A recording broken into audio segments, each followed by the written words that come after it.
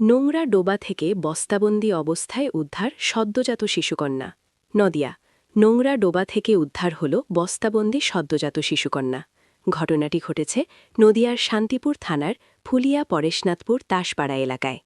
স্থানীয় সূত্রে খবর, শুক্রবার সকাল 9:30 নাগাদ এলাকায় একটি ডোবায় বস্তাবন্দি অবস্থায় কিছু পড়ে থাকতে দেখেন স্থানীয় লোকজন।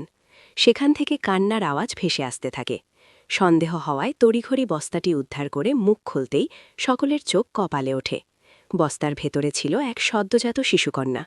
তড়িঘড়ি স্থানীয়রা শিশুটিকে উদ্ধার করে ফুলিয়া ব্লক প্রাথমিক স্বাস্থ্যকেন্দ্রে নিয়ে যাওয়া হয়। সেখানে প্রাথমিক চিকিৎসার পর শিশুটির শারীরিক অবস্থার কথা মাথায় রেখে তাকে রানাঘাট আনুলিয়া হাসপাতালে স্থানান্তরিত করা হয়। স্থানীয়দের অনুমান, শিশুটির বয়স মাত্র কয়েক ঘণ্টা। কে বা কারা এই সদ্যজাত শিশুকন্যাটিকে বস্তায় ভরে ডোবায় ফেলে রেখে গেছে তা এখনও স্পষ্ট নয়।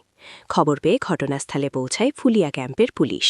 ঘটনাস্থলে পৌঁছে ঘটনার তদন্ত শুরু করেছে পুলিশ। উল্লেখ্য, পরেশনাথপুর দাসপাড়া এলাকায় বাঁশবাগানের পাশে একাধিক ডোবা রয়েছে, যেখানে সাধারণত মাছ চাষ করা হয়। তবে যে ডোবাটি থেকে শিশুটিকে উদ্ধার করা হয়েছে সেখানে মাছ চাষ হয় না। দীর্ঘদিন ধরে পরিত্যক্ত ও নোংরা অবস্থায় থাকায় ওই ডোবায় সাপ ও বিভিন্ন পোকামাকড়ের উপদ্রব রয়েছে।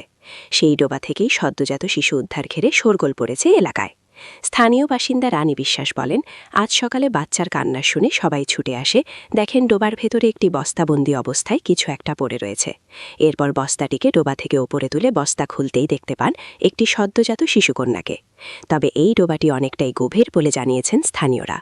কি বা কারা কিভাবে এই সদ্যজাতটিকে বস্তাবন্দি করে এখানে ফেলেছে তার তদন্ত নেমেছে। আমরা ওই রাস্তায় দাঁড়িয়েছিলাম, গরু দিতে এসে দেখছি যে লোকজন, কি ব্যাপার, তারপরে এখান থেকে বাচ্চা নিয়ে ছুটছে, এই ভ্যানানো করছে। তখন আমরাও আগিয়ে আসলাম, ওখান থেকে আগিয়ে আসলাম।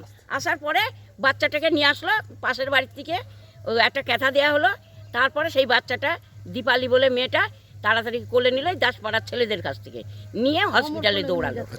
সেই পর্যন্তই দেখলাম। দেখে আবার আমরা এই জায়গাটায় দেখছি যে কোথায় জলে ফেলেছে।